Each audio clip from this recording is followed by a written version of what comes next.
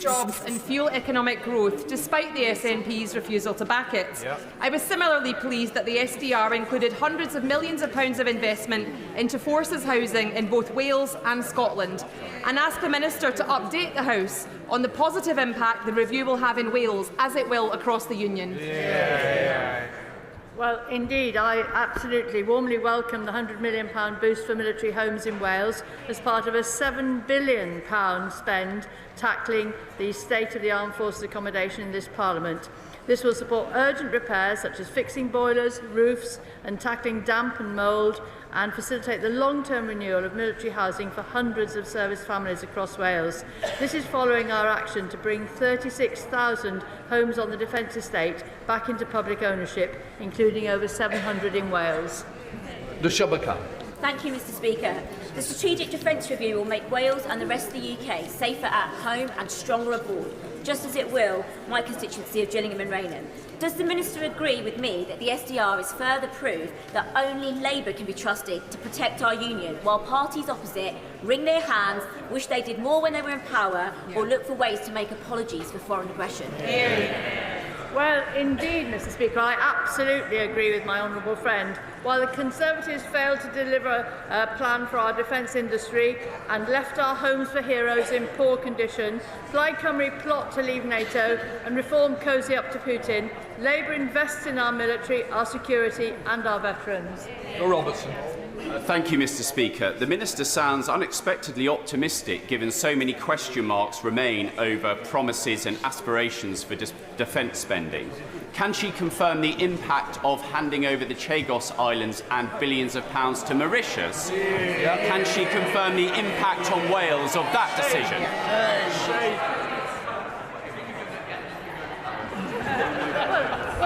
Well, Mr Speaker, I would like to focus on the benefit to Wales of the defence budget. The defence budget bringing industry more jobs in Wales and upgrading our military homes in Wales. And I think, Mr Speaker, that's what today's questions are about.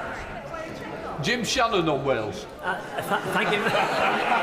Thank you, Mr Speaker. Thank the Minister very much for that answer. And I very much welcome the Government's increased spending in Wales because, first of all, it's good for jobs and opportunity. But those in uniform, whether it be in the Army, the Royal Air Force or the Royal Navy, come from all over the United Kingdom. They come from Wales, they come from Scotland, they come from Northern Ireland.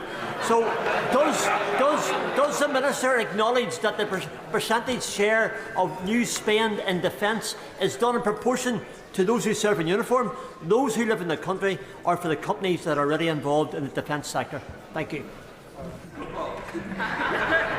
Well, Mr Speaker, as I'm sure he knows, Northern Ireland benefits very considerably from companies like Thales bidding into that defence fund, and I know that for many, many years there have been many excellent service personnel from Northern Ireland, and I'm sure that he will be looking after them when they become veterans.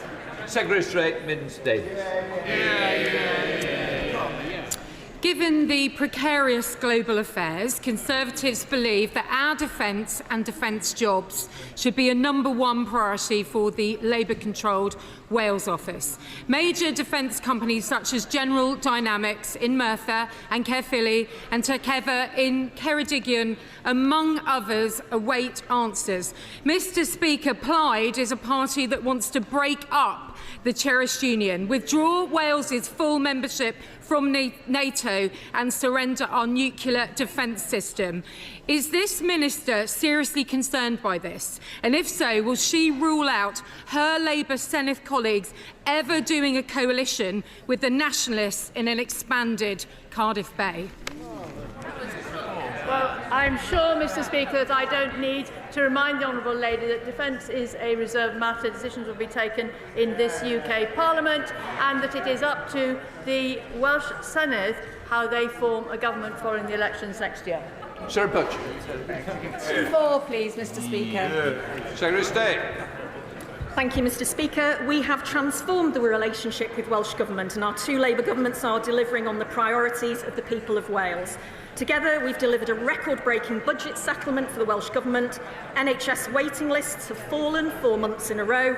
Tens of thousands of new jobs have been secured through inward investment, and pay rises are helping people across Wales through the record increases to the national and living wage. Diolch yn fawr. Welsh Labour have been in power in Cardiff Bay for 26 years. In that time, Wales has fallen further and further behind its nearest neighbour in the Union in almost every key devolved area. Welsh household incomes are lower than in England. Welsh employment rates are lower than in England. Welsh life expectancy is lower than in England. Is the Secretary of State proud of her party's record in Wales? Can I thank the honourable member for her question? Actually, the positive impact our UK and Welsh Labour governments are having is clear in how the Welsh economy is changing. Employment has increased significantly in Wales, unemployment and economic inactivity have fallen, and real total wages have increased right across the UK. Alex Berry-Scott. Mr Speaker, diolch. The safety and maintenance of coal tips are a totemic issue in Wales, including in my constituency in Cardiff West. And this clearly, the relationship between Welsh Government and this Labour Government with the funding given to coal tips at the last budget signifies the importance of the union between our two governments. Can the Secretary of State therefore help illustrate to me why Plaid Cymru, when given the opportunity to vote on this in the Senedd in March, voted against coal tip funding? Can I thank my honourable friend for his question, and he raises an important point. Ensuring coal tips across Wales remain safe is of the utmost importance, and unlike the Conservative government, we committed £25 million funding this year for essential work to keep tips maintained and safe. So quite why Plaid Cymru voted against that additional funding, and the Conservatives in the Senedd, is beyond me. They need to explain it to our former coal mining communities. Secretary of State Mims Davis. Does the Minister prefer peanuts, cashew nuts or simply scraps for Wales? The fabled two Labour governments in lockstep is simply a myth for voters. Changing rail classifications and short-changing Welsh communities is a true reality. Is the Minister concerned by today's reported peanuts? Because when did she become aware of just over £400 million, the poultry settlement to come to Wales? How will it be split to Welsh Government? How does she think it compares to our government's £740 million on rail alone? And if so, what specific action did she take to argue for Wales and its fair share and its place in the Union? Thank you, Mr Speaker. Her party was in government for 14 years when Wales got 1% of rail enhancement budget when it has 11% of the whole UK network. Her party are responsible for the historic underfunding of the Welsh Rail, and we'll hear from the Chancellor this afternoon about what this government is going to do about it. Right, David Chabot, Liberal Democrat spokesperson. Thank you, Mr Speaker. The border we share with England is a very porous one, and that's of critical importance to our agricultural community in mid-Wales, particularly livestock farmers whose supply chain reaches from one side to the other. She'll be aware that the farming community is very concerned about the outbreak of blue tongue. The Royal Welsh Show has already had to say no to entrants from England. So will she meet with me and the livestock markets affected in my constituency to help find a solution for them?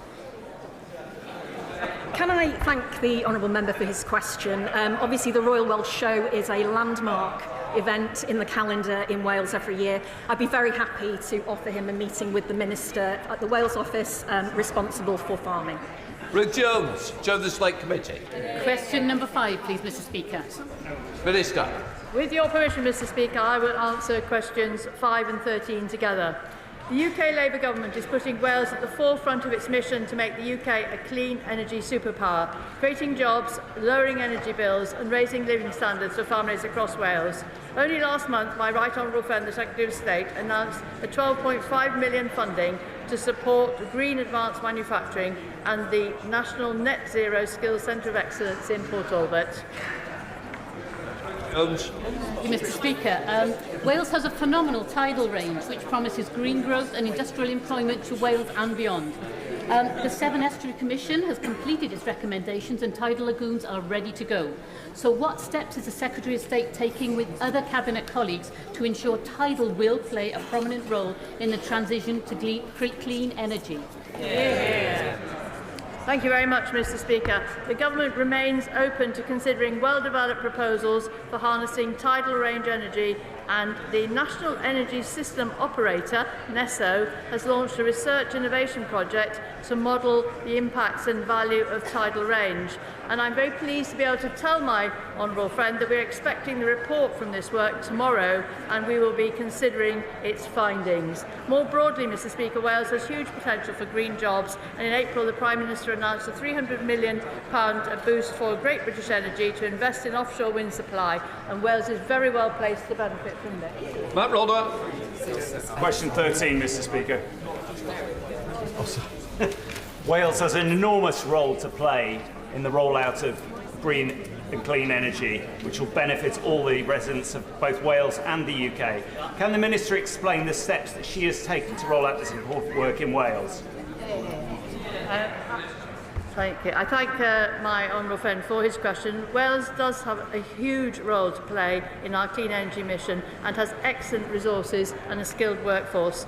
We are supporting innovative renewable technologies like the tidal stream on Anglesey and the floating offshore wind in the Celtic Sea, which has the potential to deliver up to 5,000 new jobs. Ann Davies. Mr. Llefarydd, green energy deserves green transmission. So will the Minister commit to undergrounding any new electric transmission in Wales? Well, I commend the honourable member for her campaigning on this issue, but as I'm sure that she does understand, the cost of undergrounding is very significant, and so we have said very clearly that our position is that overhead lines should generally be the starting presumption, except for in nationally designated landscapes. Graham Stewart. Mr. Speaker, people of all ages welcome Wales's role in creating a clean energy superpower in this country. But pensioners in particular, of course, had to go through last winter, freezing cold, tens of thousands more going to A&E. So will the Minister, who we all know is a very decent member of the Labour frontbench, do what the Chancellor refused to do and apologise to those pensioners who lost that funding when they needed it most? I should just remind the House, Mr. Speaker, that we did maintain the triple lock, which gave pensioners a boost of over £400 this spring. And as he well knows, pensioners will again benefit from the winter fuel allowance. Next, please, Mr. Speaker. Mr. Speaker, with your permission, I'll answer questions 6 and 11 together. Since July, we have driven over £1.5 billion private investment into Wales, delivering hundreds and hundreds of jobs. Last month, I was delighted to welcome Knauf's Insulation's new £170 million investment in Shotton. Our Welsh free ports and investment zones will unlock further private investment and deliver tens of thousands of jobs across all 4 corners of Wales. Last month, Lloyds Bank reported a significant increase in Welsh business confidence, and our industrial strategy will provide further confidence to invest in Wales. Joanna Baxter. Thank you, Mr. Speaker. This Labour government is creating good, well-paid jobs across the whole of the UK, including in my constituency of Paisley and Renfrewshire South. Can the Secretary of State explain what she's doing in collaboration with Cabinet colleagues to make sure that these new jobs are genuinely good jobs with well-paid terms and conditions? My honourable friend is right to highlight the Labour government's record for creating hundreds of thousands of new jobs across the UK. In Wales, we have 2 Labour governments working together to create new jobs in our green industries, advanced manufacturing and more. And I hope that Scotland also gets to experience the benefit of 2 Labour governments working in partnership when the SNP are resigned to the wilderness at next year's election? Rachel Hopkins. Thank you, Mr. Speaker. The multi-billion pound deal to secure a new universal theme park in Bedfordshire is a major example of how this government is backing our crucial culture sector, creating new jobs and boosting living standards for my constituents and the wider region. Can the Secretary of State set out what the UK and Welsh Labour governments are doing to support the culture sector and create new jobs in Wales?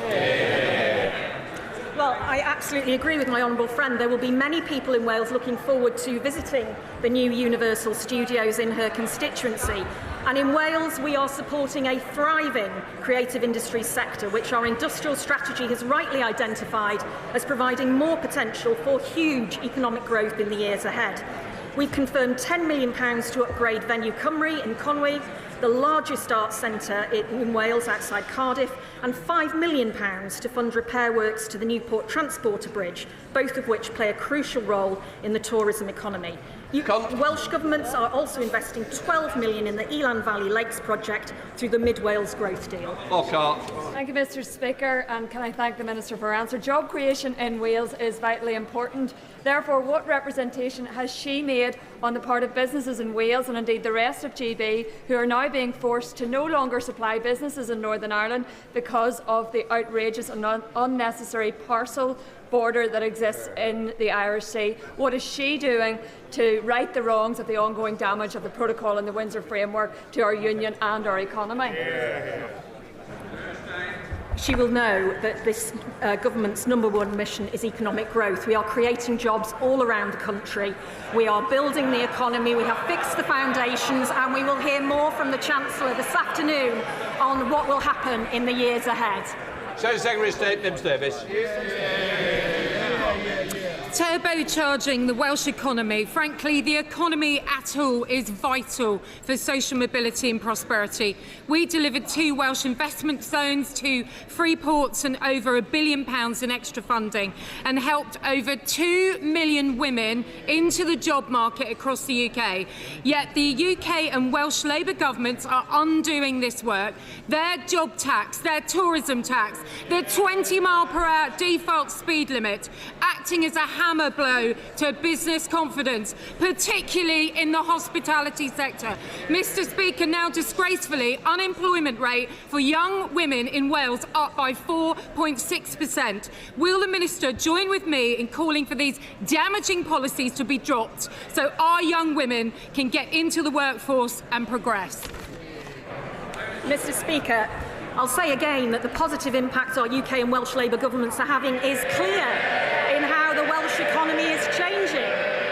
Employment has increased significantly in Wales. Unemployment and economic inactivity have both fallen, and real total wages have increased across the UK.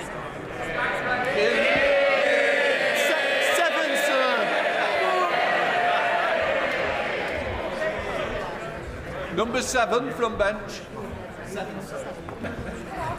Secretary of State. Thank you, Mr. Speaker. Yesterday we announced the biggest nuclear building programme in a generation.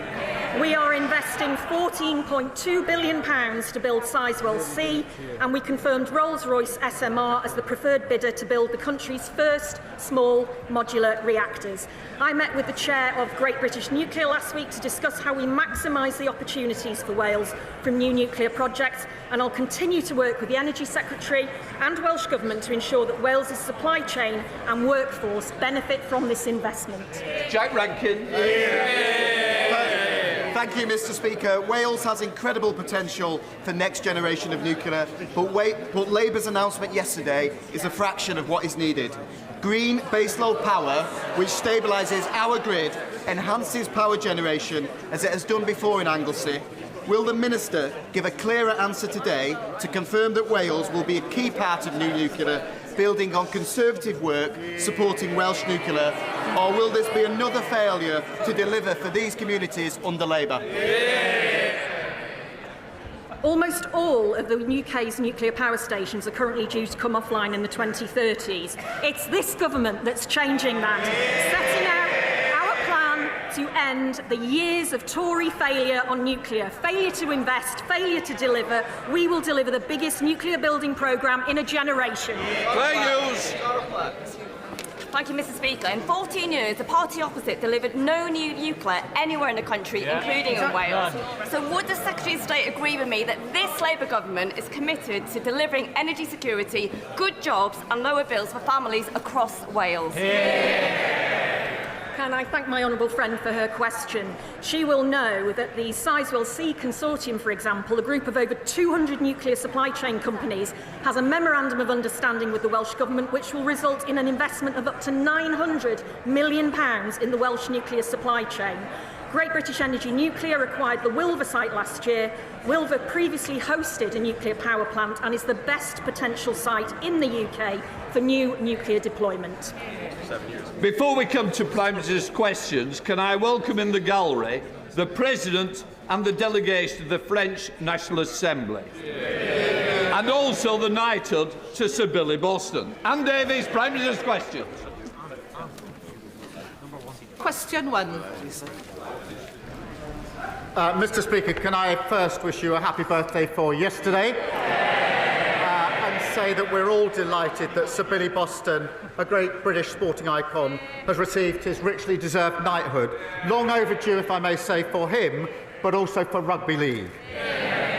Mr. Speaker, it's Carers Week, and I know the whole House will join me in celebrating the selfless dedication of our unpaid and young carers.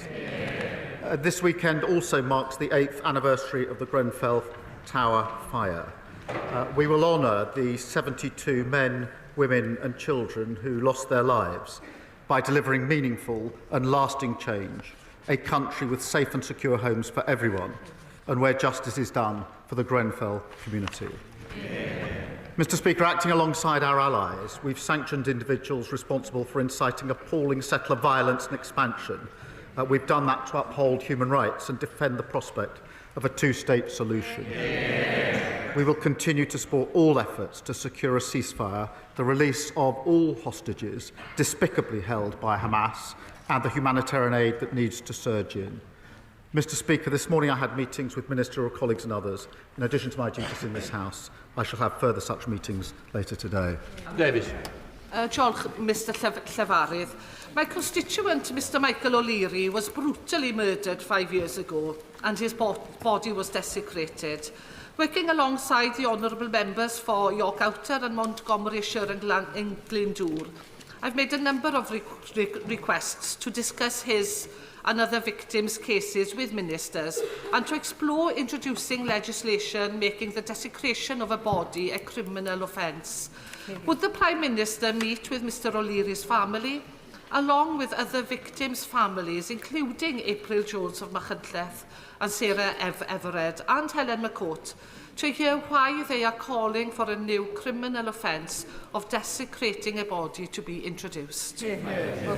Well, can I thank her for raising this horrific case and the other similar cases, and my thoughts, and I'm sure the thoughts of the whole House, are with Michael's family and all those affected by such vile crimes. I think we all need to listen to what they have to say. I know she's been working with the honourable friend for York Outer on this issue, and I pay tribute to her and all of those that are working so hard on this issue, and I'm sure the Justice Minister will be in touch at the first opportunity to take this forward, and I thank her again for raising a really important issue.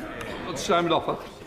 Thank you, Mr Speaker. Prime Minister, in Gloucestershire, after 14 years, waiting lists for both physical and mental health are finally falling. So last week I hosted a round table with young people and heard how music and arts programmes like the fantastic Gloucestershire Music Works are transforming mental health outcomes. I also chaired a panel on comedy on prescription in South by Southwest with Lou Jackson and Jonathan Pye, utilising laughter to improve well-being and reduce waiting lists. So can I ask the Prime Minister to back our campaign in creative health and urge him to go further in reducing waiting lists for all patients? Thank you. can I commend? He's got great expertise. He's worked for many years in the NHS as a GP, and I support the work that he's doing. Our plan for change has cut waiting lists, as he points out, by almost 5,000 in his local trust, and we're going further, including through state-of-the-art radiotherapy machines rolled out across the country, Mr. Speaker. There's one going into his constituency, more scanners going to 27 other hospital trusts, including 2 hospitals in the constituency of the Leader of the Opposition. All made possible by the decisions that we've made, and I know she'll want to stand up and welcome that. Leader of the Opposition, Kemi Bernal. Mr. Speaker, perhaps the Prime Minister knows something I don't know. There's only one hospital in my constituency. But Mr. Speaker, since... Mr. Speaker, since Labour took office, Mr. Speaker, inflation has nearly doubled, growth has halved, and unemployment has surged. Is this what the Prime Minister meant when he tweeted that the economy is improving? Minister. Mr. Speaker, since the general election, 500,000 more people are in work. And I know she doesn't mention that. She's fixated on talking Britain down. We're investing in the future. Mr. Speaker, even in the last 2 weeks, the Strategic Defence Review, 30,000 new jobs building submarines. Yesterday, the Sizewell announcement, 10,000 new jobs. Tens of thousands of construction jobs building the social and affordable housing that was announced this morning. That's the difference that Labour makes in government. Mr. Speaker, he must be talking about a different economy. All of us in this House heard about unemployment increasing. Unemployment has increased every month since Labour took office. Last year, he said he was taking the winter fuel payment away to balance the books. But the books are not balanced. In fact, they are worse. This year, the deficit is forecast to be £10 billion higher since the budget. Not since last year's election, since the budget. In what way are the books now balanced? Mr. Speaker, she's obviously missed the interest rate cuts, the growth figures for earlier this year, the huge, the Strategic Defence Review, local transport, £15 billion going in, free school meals, Sizewell, social housing. Mr. Speaker, but she stands there to lecture us, and I say Liz Truss is obviously back in vogue, advising reform officially now, haunting the Tories, and I remind her that the Shadow Home Secretary, I think he was then Chief Secretary to the Treasury, he gave the Liz Truss budget, Mr. Speaker, 9.5 out of 10. The Leader of the Opposition said what was wrong with Liz Truss's budget was not necessarily the package, that was all right, it was the way it was sold. They've learned absolutely nothing. Mr. Speaker, he loves talking about Liz Truss because he loves talking about Liz Truss. Why? Why? Because he wants to hide from his own economic record. He's a coward. He's a coward. Every time he stands up there and talks about Liz Truss, it's because he is scared about talking about his record and what is happening to the economy out there. Let's bring it back to the U-turn which he's running away from. A U-turn on a policy that his MPs went out defending time and time again. Let's go through what's happening here. 1 minute, they said it was right to take the winter fuel payment away, that there might be a run on the pound. The next minute, they said it was right to give it back. This is laughable. He stands there all puffed up and self-righteous. Why can't the Prime Minister just admit that he made a mistake? Mr. Speaker, they left a £22 billion black hole that we had to fill, and that's why we took the right decisions. We've stabilised the economy. That's why we've seen 4 interest rate cuts. The triple lock is committed to on this side. They say it's unsustainable on that side. That's £470 for most pensioners and good Q1 growth. 3 weeks ago, I said that I wanted more pensioners to be eligible for winter fuel. I'm really pleased we set out the threshold and the certainty that is needed. And she says I don't want to talk about my record. What about 3 trade deals, record investment, free school meals, breakfast clubs, social and affordable housing, defence review, Sizewell? We could go on all morning, Mr. Speaker, but we've got the Chancellor who's going to say even more in a minute. Mr. Speaker, I think she at the weekend said that she would be getting better in the role. She could start with apologising for the Liz Truss budget. That would be better. Mr. Speaker, I get better every week. He gets worse. Yes, he gets worse. Last week, Mr. Speaker. If you think that is a good look, it is a very bad look. And think twice before you try to shout somebody down in that way. Mr. Speaker, last week he had to get his lines from the Russian embassy. I think we all know that he is getting worse, and what he does not want to talk about is how he is going to make the economy better.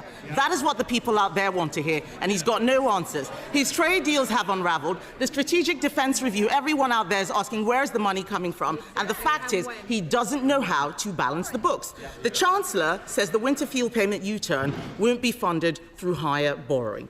So will the Prime Minister admit that it will be funded by putting everybody's taxes up? Prime Minister. Mr. Speaker, I think she let slip on the Matt Ford programme the other day that she rehearses her fury for PMQs. So a very good rehearsal this morning, I think.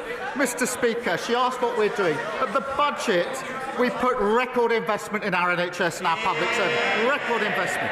And she comes every week to carp on about national insurance, but she doesn't stand there with the courage of her convictions and say she'll actually reverse it. And the reason she won't, because she won't stand up and say she's against the investment in the NHS. She won't stand up and say she's against the investment in our public services. And we'll all listen very carefully in just 20 minutes when the Chancellor lays out more record investment as to whether they welcome it or whether they say they wouldn't support it. Mr. Speaker, every week I come here to tell him the truth. The truth that the economy is in a spiral because Labour, that's all of them, Labour put up taxes that cut growth. And we all heard the Prime Minister, he didn't rule out tax rises, so they are going to have to put up taxes even more. This is a spiral. And if that wasn't bad enough, Mr. Speaker, if that wasn't bad enough, this morning we heard that because of his terrible Chagos deal, Mauritius is scrapping income tax. Why on earth should the British taxpayer pay for £30 billion for tax cuts in Mauritius? Mr. Speaker, Diego Garcia is a vital intelligence and strategic capability. And it's absolutely clear that legal uncertainty would compromise it in very short order. That is why they started the negotiations in relation to it. And no responsible Prime Minister would let that happen. We've secured the base for the long time. That has been welcomed by our allies, by the US, by NATO, by Australia, New Zealand, India. It's been opposed by our adversaries, Russia, China and Iran. And in the second column, we add reform, following Putin, and the Tories following reform. Mr. Speaker, the Prime Minister knows this is nothing to do with national security, but his bad negotiating. I've had the security briefings. It was a bad deal before, and it's still a bad deal. And then in half an hour, the Chancellor is going to stand up and tell us that everything is fine. But the truth is, she has made bad choices. Bad choices that mean higher inflation, bad choices that have led to lower growth, bad choices that have meant that jobs have been lost every single month since Labour came into office. That's hundreds of thousands of families who've lost their income in Stoke, in Grangemouth, in Luton. Those are their constituencies, businesses across the country. The Chancellor has lost all her headroom. She's fallen out with the Cabinet. She's making unfunded spending commitments which she promised not to do. Isn't the truth that we have got the wrong Chancellor and the wrong priorities?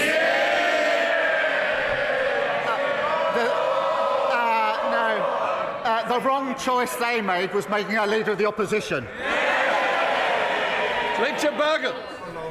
Thank you, Mr. Speaker, and belated birthday greetings to you. Mr. Speaker, it's wrong for any Labour government. No Labour government should ever try to balance the books on the backs of disabled people.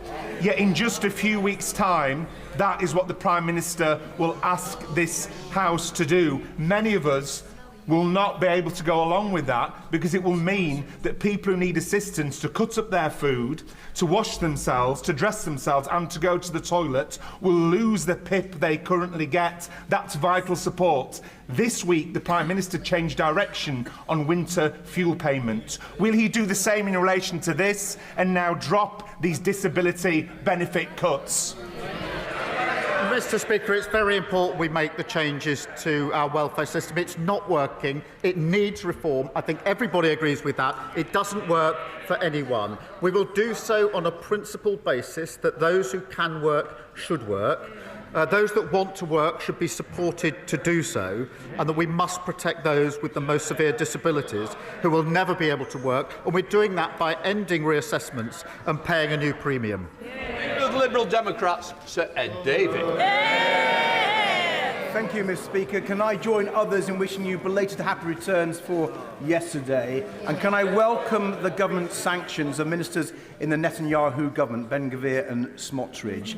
The violence they've incited, the settler violence they've incited against innocent Palestinians on the West Bank is intolerable, and the government were right to act. And as it's Carers Week, Mr. Speaker, can I pay tribute to the millions of unpaid family carers across the country and recognise the challenges that they face?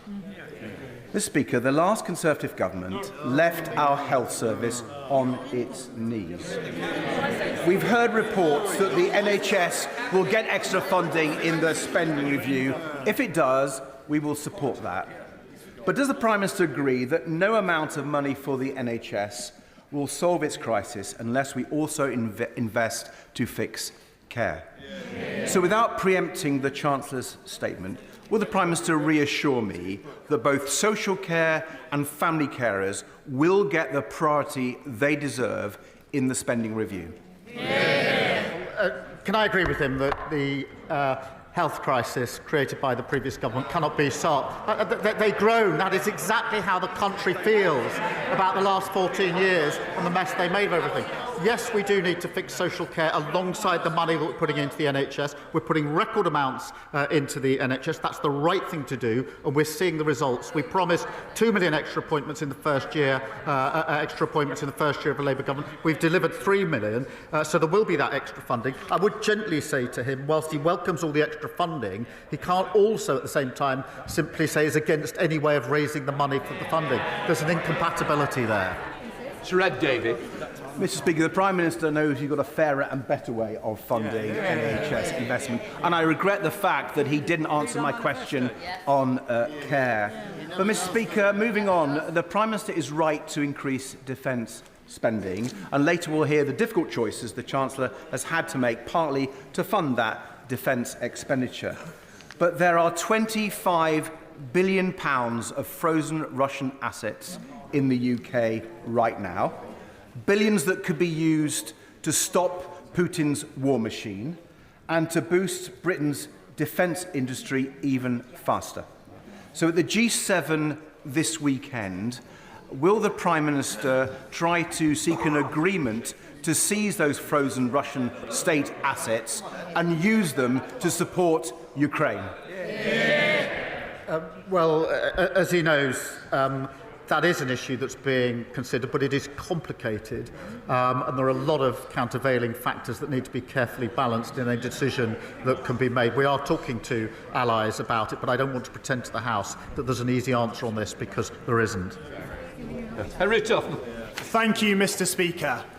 More jobs, cheaper bills. That was our promise on net zero.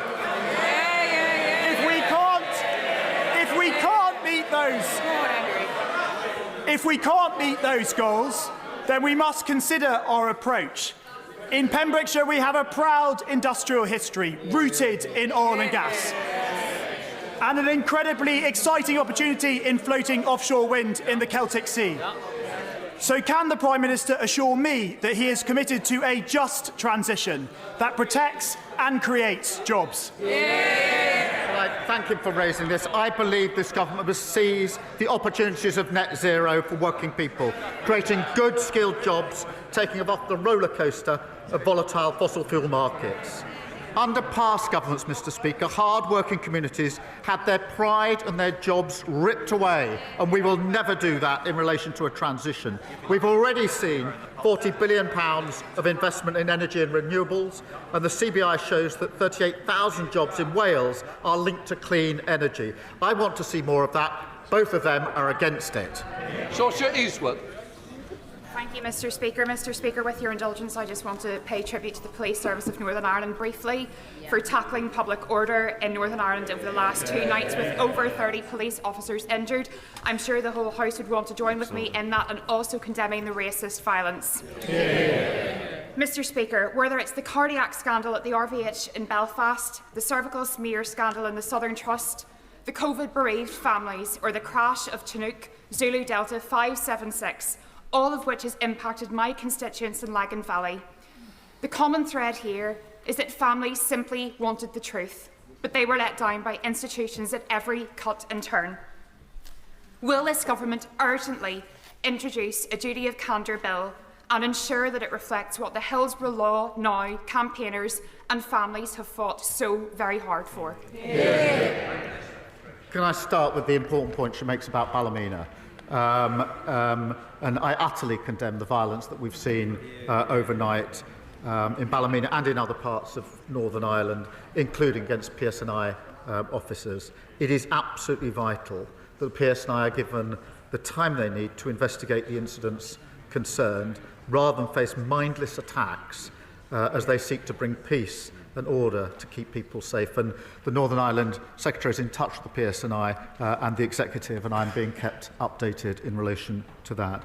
In relation to the tragic cases that she raises, firstly, I thank her for raising them, and it is important that we have a legal duty of candour. We will be introducing that because, as she says, there must be the truth here based on all people being dealt with on the basis of dignity, fairness and accountability. Thank you.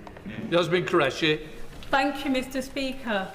In the words of the former Israeli Prime Minister, what we are witnessing in Gaza is indiscriminate, limitless, cruel and criminal killing of civilians. More than 50,000 people have been killed, children have been shot while queuing for bread. A growing number of genocide scholars, including leading Israeli academics, believe that a genocide is taking place. Under international law, we have a duty to prevent genocide. I served on the UN mission in Kosovo. We acted to stop mass killing there. What is the difference now? Will the Prime Minister please intervene immediately to alleviate human suffering and take steps to recognise the state of Palestine? Mr Speaker, she'll have seen the statement we made yesterday and the actions that we're taking with allies. The humanitarian situation is dreadful and distressing, and scenes that we've witnessed outside aid distribution centres are frankly heartbreaking. More aid is needed at volume and speed into Gaza, and Israel's plan for aid delivery is inadequate and insufficient. What is needed is for the UN and other agencies to deliver that aid according to well-established mechanisms, and Israel must allow this. Mr Speaker, we are working with allies to do all that we can to make this happen, as well, of course, to get the hostages out who have been held for a very long time and a desperately needed return to a ceasefire. Alex Easton. Thank you, Mr Speaker. Prime Minister, there are significant concerns regarding the potential job losses at Spirit Aerosystems stemming from the deal with Airbus. Would the Prime Minister agree with me and intervene to bring all the main players, including the unions, the Business Secretary and the Secretary of State for Northern Ireland, around the table to ensure these jobs are protected, especially considering the scale of the issues akin to the challenges faced by British Steel? And also, there is an issue for Northern Ireland businesses with the outworkings of the Northern Ireland Protocol and the Winter Framework. Can the Prime Minister give me reassurances that he's working to resolve all those issues? Well, I'm grateful to him for raising this important case of Spirit Aerosystems in Northern Ireland. I know how important it is for the workforce. I've visited them myself on more than one occasion. Airbus's decision to expand UK operations is good news, for the sector and testament to world-class manufacturing expertise, and I want to see those high-skilled jobs protected. The Northern Ireland Secretary has met Airbus, the trade unions and Assembly representatives to discuss the best outcome. The Minister of Industry is continuing engagement with stakeholders, and we will do everything we can in relation to this situation. I'm grateful to him for raising it. Thank you, Mr. Speaker. Will the Prime Minister join me in condemning decisions taken by the Transport Minister of the previous government, who turned their back on promises to deliver a new train station at Bean Park, which derailed growth in my constituency of Dagenham and Rainham? And will he also agree that the Grampian condition on the Bean Park development must be honoured and that infrastructure must accompany all developments of scale as we get on with the job of delivering millions of new homes? Well, I know she's been fighting hard for this project for years, and she's right, the previous government failed to deliver. You could say that about anything they touch, Mr. Speaker. But the Rail Minister is working with the Mayor and Housing Minister to get an appropriate solution to unlock housing in the area. Mr. Speaker, we'll also bring C2C back into public ownership, improving reliability and performance and ensuring every penny is focused on better service. I imagine when I said disaster is referring to the last government. Thank you, Mr. Speaker. I've spoken with parents with children with special educational needs and disabilities, but aren't getting the support they need in school. However, if as a result their child is out of school, they're left facing prosecution, fines or even prison time. Punishing parents for the failings of a broken system is outrageous. So will the Prime Minister end this by backing Lord's Amendment 349A to the Children's Wellbeing and School Bill, and will he meet with me to discuss this further? Can I thank her for raising this? The epidemic of absence in our schools is something that really does worry me and concern me. Thanks to the efforts of schools and parents across the country, we've seen over 3 million more days in school this year compared to last, which is really important. But we do know that pupils with special educational needs face more complex barriers in relation to school attendance. Look, we will, of course, look at all amendments in the usual way, but in this instance, I do think we struck the right balance. Chris Webb. Thank you, Mr. Speaker. May I start by congratulating Sir Billy Boston. Billy ended his career playing at Blackpool, and I know this has been a long campaign by the Culture Secretary, the Speaker, the Honourable Member for Makerfield, and many in this House, so congratulations to Sir Billy. 12,000 people, it's been exposed by shelter, are waiting for council housing in Blackpool. This is a damning indictment on the legacy of previous 14 years of the government. Hundreds of families in my constituency are waiting for housing, stuck in bed and breakfast, or like my constituent Casey, who's sofa surfing with her 2 children in tow. So will the Prime Minister, alongside the Deputy Prime Minister, commit to a new generation of social housing and council housing in my constituency and help me build a better Blackpool? Well, can I join him on his comments about Billy Boston? And I think the whole House will, Mr. Speaker. We are turning the tide on the housing crisis with the biggest investment in social and affordable housing in a generation, Mr. Speaker. The Chancellor investing £39 billion over the next 10 years, almost double what we saw under the last government. And no wonder the National Housing Federation welcomed this as transformative, saying it offers real hope to the thousands who need safe, secure and affordable homes. Sarah Bull. It is National Diabetes Week, and as someone living with type 1, as we both are, Mr. Speaker, we are more than aware of the serious complications of diabetic ketoacidosis, KDA, which, if not caught early enough, could prove fatal. Now, 1/4 of children are diagnosed with type 1 diabetes when in KDA, and that could be avoided with early diagnosis. So will the Prime Minister commit to rolling out a national, universal screening programme, as seen in Italy, for type 1? Can I thank her for championing this really important issue? My late mother had diabetes, and so I know firsthand just what a struggle it can be and how important it is. Type 1 diabetes is not preventable, as she knows, but the sooner we can reach people, the sooner we can care for them. And we have a screening programme in the UK available to families across the country, and over 20,000 children have already taken part. It is really important that we continue to deliver that, but can I thank her for continuing to champion this and to raise her voice on this very important issue. Durham Paffy. Thank you, Mr. Speaker. It is crystal clear how social media and smartphones are harming our young people, with cyberbullying, addiction and exploitation absolutely rife. Governments elsewhere are taking bold action. I understand ministers are considering a 2-hour limit, but that's per app rather than per day. I know the Prime Minister takes this seriously, so can he update the House on what he wants to see happen and what action this government will take to protect our children?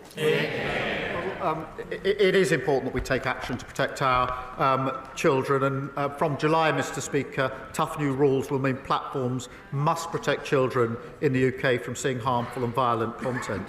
We do need to look at other measures needed to create safer online experiences for young people, and we won't hesitate to take further steps. Speaker, concerning EU statistics showed that delays for cancer treatment in North Norfolk are greater than the national average. Much of this relates to the struggles that we face specifically as an older rural constituency. I was elected on a promise to get our NHS back and fighting fit after the criminal damage inflicted on it by the Conservatives. Would the Prime Minister recognise that rural health services face acute and specific challenges? And can he give his word to the people of North Norfolk that the reforms and spending we need will come forward to address this? Can I thank him for raising this really important issue for his constituents? I think it does impact rural areas in particular. We've set out record funding for the NHS. We have our cancer plan, and I can give him that reassurance. This is the final question, John Erie. Thank you, Mr. Speaker. The Prime Minister and members across this House would have witnessed this spectacular victory for Davy Russell in Hall and Stonehouse by-election. My constituents are sick of SNP failure, and they voted for change for their NHS, their schools and for Scotland. So can I ask the Prime Minister, has he seen the calls from within the SNP for John Swinney to resign? And does he agree with me that a leader who has only ever lost elections to the Labour Party should stay put? Well, can I pay tribute to her for the role that she and others played in seeing Davy Russell elected? He will be a dedicated champion for her and her constituents. And after nearly 2 decades in power, the SNP got their verdict last Thursday. Scotland wants change, and they know the SNP are completely out of ideas. That's why they want a Labour government to deliver real change. Right, that completes Prime Minister's questions. We now come. I call the Chancellor of the Exchequer to make a statement. Rachel Reeves.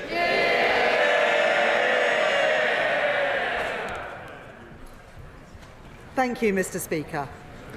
My driving purpose since I became Chancellor is to make working people in all parts of our country better off, to rebuild our schools and our hospitals, to invest in our economy so that everyone has the opportunity to succeed after 14 years of mismanagement and decline by the party opposite, culminating in a £22 billion black hole in the public finances. That was their legacy, and the first job I faced as Chancellor was to set it right. So at the budget last October, and again in the spring, I made the choices necessary to fix the foundations of our economy. And we wasted no time in removing the barriers to growth. The biggest overhaul of our planning system in a generation, launching Britain's first national wealth fund and reforming our pension system to unlock billions of pounds of investment into our economy. We are starting to see the results. The stability that we have provided has helped support 4 cuts in interest rates, saving hundreds of pounds a year for families with a mortgage. Real wages have grown by more in the first 10 months of this Labour government than they did in the first 10 years of Conservative governments. And the latest figures show that we are the fastest economy growing in the G7. Countries around the world lining up to do business with Britain again, with new trade deals with India, the United States and with the European Union too. We are renewing Britain. But I know that too many people in too many parts of our country are yet to feel it. This government's task my task as Chancellor, and the purpose of this spending review is to change that, to ensure that renewal is felt in people's everyday lives, in their jobs and on their high streets. The priorities of this spending review are the priorities of working people, to invest in Britain's security, in Britain's health, and to grow Britain's economy so that working people are better off.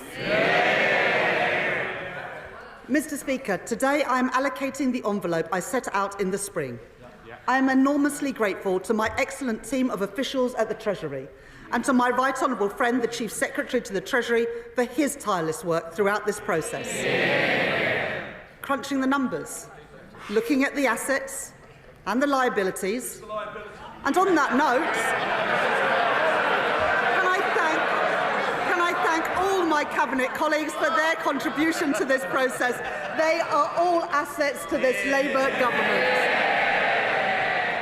In this spending review, total departmental budgets will grow by 2.3% a year in real terms. Compare that to the Conservative choice of austerity. In contrast to our increase of 2.3%, they cut spending by 2.9% per year in 2010. So let's be clear. Austerity was a destructive choice for the fabric of our society. And it was a destructive choice for our economy too, choking off investment and demand, creating a lost decade for growth, wages and living standards. That is their legacy. My choices are different. My choices are Labour choices. The choices in this spending review that are only possible because of my commitment to economic stability and to the decisions that this government has made. The Conservatives' fiscal rules guaranteed neither stability nor investment, and that is why I changed them. My fiscal rules are non-negotiable, and they are the foundation of stability and of investment. My first rule is for stability, that day-to-day government spending should be paid for through tax receipts. That is the sound economic choice, and it is also the fair choice, because it is not right to expect our children and future generations to pay for the services that we rely on today. This first rule allows me, as I set out in the budget last year, to allocate £190 billion more to the day-to-day running of our public services over the course of this spending review, compared to the plans of the previous government. My second fiscal rule enables me to invest in Britain's economic renewal, while getting public debt down on a downward path. The rule has allowed me to increase public investment by over £100 billion in the autumn and a further £13 billion in the spring. Investment to rebuild our transport networks, to rebuild our defence capability and to rebuild our energy security. In short, to grow our economy. Mr. Speaker, I've made my choices. Tough decisions, yes, for stability. Changing Britain's fiscal rules, yes, for investment. And today, delivering that investment for the renewal of Britain. Now it is a time for the parties opposite to make their choices. The spending plans that I am setting out today are only possible because of the decisions that I took in the autumn to raise taxes and the changes to our fiscal rules. Every one of those changes was opposed by the parties opposite. So today, they can make an honest choice, and they can oppose these spending plans, as they opposed every penny I raised to fund them. Or they can make the same choice as Liz Truss: spend more, borrow more, with no regard for the consequences. And in their clamour to cut taxes for the richest, the Conservatives crashed our economy. They sent mortgage rates spiralling and they put our pensions in peril. I will never take those risks. And reform, well, they're itching to do the same thing all over again. Now, the member for Clacton may be playing the friend of the workers now, but some of us are old enough to remember when he described the disastrous Liz Truss budget as, and I quote, the best Conservative budget since the 1980s. Mr. Speaker, after the damage is done, he still nods along. They have learnt nothing. And his party have been in Parliament for less than a year, and yet they have already racked up £80 billion of unfunded commitments. They are simply not serious. Mr. Speaker, every day it becomes clearer. It is Labour, and only Labour, that has a credible plan for the renewal of Britain. As I said in my spring statement, the world is changing before our eyes. And since the spring, the challenges that we face have become even more acute. The signs of our age of insecurity are everywhere. So we are acting on the promise in our plan to change, building renewal on foundations of national security, border security and economic security. As the Prime Minister said earlier this month, a new era in the threats that we face demands a new era for defence and security. That's why we took the decision to prioritise our defence spending by reducing overseas development aid, so that defence spending will now rise to 2.6% of GDP by April 2027, including the contribution of our intelligence agencies. That uplift provides funding for my right honourable friend, the Defence Secretary, with £11 billion increased in defence spending and a £600 million uplift for our security and intelligence agencies. That investment will deliver not only security, but also renewal. In Aldermaston and Lincoln, in Portsmouth and Filton, on the Clyde and in Rosyth, investment in Scotland, jobs in Scotland, defence for the United Kingdom, opposed by the Scottish National Party, delivered by this Labour government. And as we invest in our armed forces, our military technology and our supply chains, that also brings huge opportunities. £4.5 billion of investment in munitions, made in factories from Glasgow to Glasgow, Stevenage to Radway Green, and over £6 billion to upgrade our nuclear submarine production, supporting thousands of jobs across Barrow, Derby and Sheffield. We will make Britain a defence industrial superpower, with the jobs, the skills and the pride that come with it. A more unstable world presents new challenges at our borders too, where conflict has opened the way for organised criminal gangs. The British people rightly expect us to have control of who comes into our country. The party opposite said that they would take back control.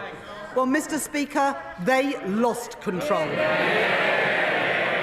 With one failed policy after another. No control, no security. In contrast, in the budget last year, I announced £150 million to establish the new Border Security Command. And today, to support the integrity of our borders, I can announce that that funding will increase with up to £280 million more per year by the end of the spending review for our new Border Security Command. Alongside that, we are tackling the asylum backlog. The party opposite left behind a broken system. Billions of pounds of taxpayers' money spent on housing asylum seekers in hotels, leaving people in limbo and shunting the cost of failure onto local communities. We won't let that stand. So I can confirm today that, led by the work of my right honourable friend, the Home Secretary, we will be ending the costly use of hotels to house asylum seekers in this Parliament. Funding that I have provided today, including from the Transformation Fund, will cut the asylum backlog, hear more appeal cases and return people who have no right to be here, saving the taxpayer £1 billion a year. That is my choice, Mr. Speaker. That is the Labour choice. That is the choice of the British people. And, Mr. Speaker, if we want national security in a dangerous world, that does not stop at the strength of our armed forces or at our border.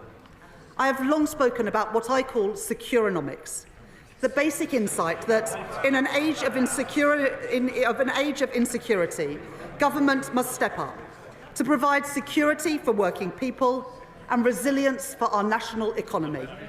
Put simply, where things are made and who makes them matters. Take energy.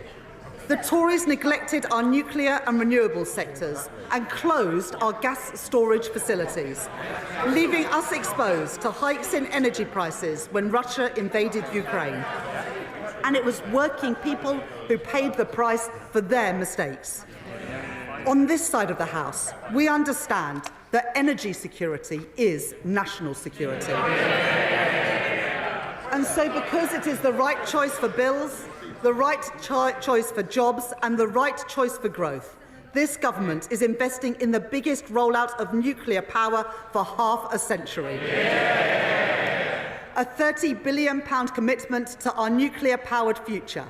Yesterday, my right honourable friend, the Energy Secretary, and I announced £14 billion for Sizewell C, producing the energy to power 6 million homes, supporting more than 10,000 jobs, including 1,500 apprentices, to build the nuclear workforce of tomorrow.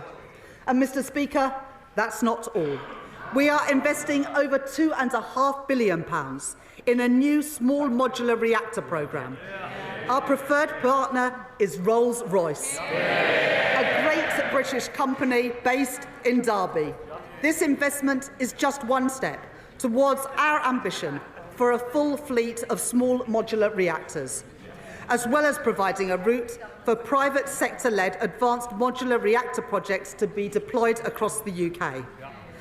Alongside these, we are making nuclear-approved land available in Sellafield to attract private investment and create thousands more jobs. And I'd like to thank my honourable friend from Whitehaven and Workington for his work in this area.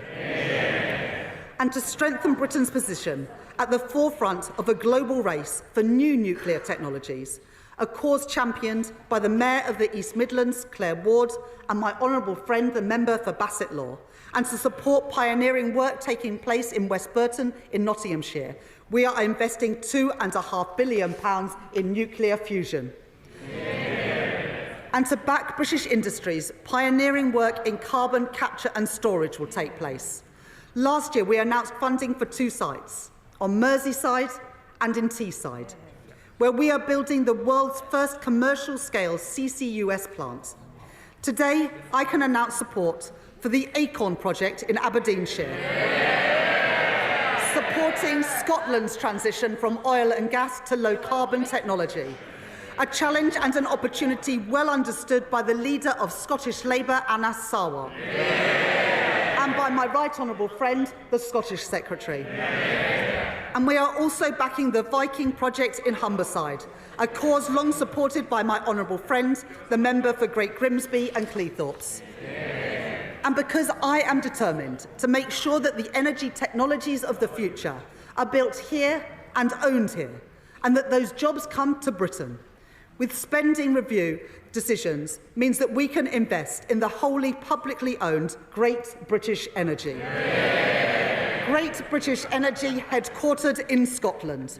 These are investments to make sure the towns and cities which powered the last industrial revolution will play their part in our next industrial revolution, to reduce our reliance on overseas oil and gas and protect working families from price shocks. A new generation of energy industries for a renewed Britain. That is my choice. That is Labour's choice. That is the choice of the British people. Economic security relies on our ability to buy, make and sell more here in Britain. In April, this government faced a choice: to let British Steel in Scunthorpe go under or to intervene. We heard representations from workers. Mr. Speaker, that choice was the choice not of the metal trader, but this Labour government. We heard representations from workers, trade unions and from my honourable friend, the member for Scunthorpe. My right honourable friend, the Business Secretary, and I were not prepared to tolerate a situation in which Britain's steel capacity was fatally undermined. We were not prepared to see another working-class community lose the pride, lose the prosperity, lose the dignity that industry provides. So we did intervene to save British steel and the jobs that come with it, and I am proud of that decision. And this government will invest in Scunthorpe's long-term future and the future of steelworks across our great country, and in a vote of confidence in our homegrown steel.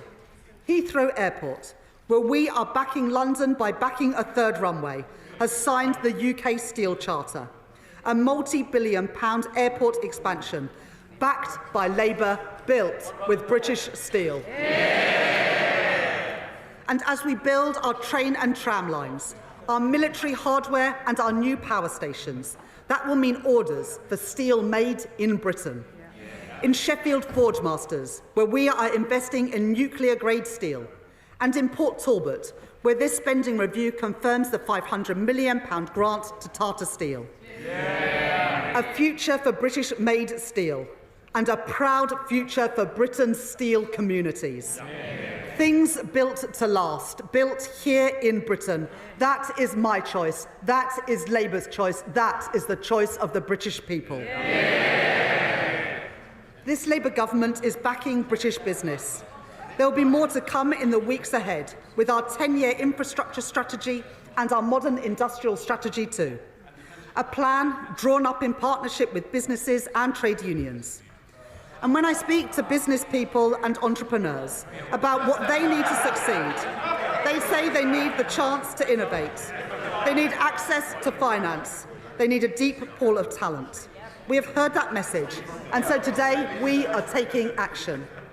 First, innovation, a great British strength. Our universities are world-leading, and we are proud of them. We want our high-tech industries in Britain today to continue to lead the world in the years to come, in car production, in aerospace, and in life sciences.